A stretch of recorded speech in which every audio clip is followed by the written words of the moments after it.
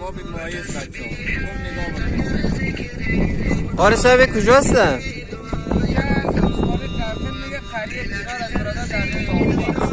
ها اینجا بچه‌ها تفریح آمده سیاحت به خاطر ماهیخوری. این کباب ماهی است. تا حالا کباب ماهی نخورده بودن بچه‌ها، گفتن یک کباب ماهی هم بخوریم. اینم حاج قاری صاحب هستن که از سرپولتون از کجا آمده هستن؟ از ولایت سرپول خیره بیسود میگه یک خیره است نزدیک سرپول است شعار است دیگه. این برادر اینجا شما خیلی ببینید این طرف از کجا آمدیم؟ این پولات هم به این قطع لای است.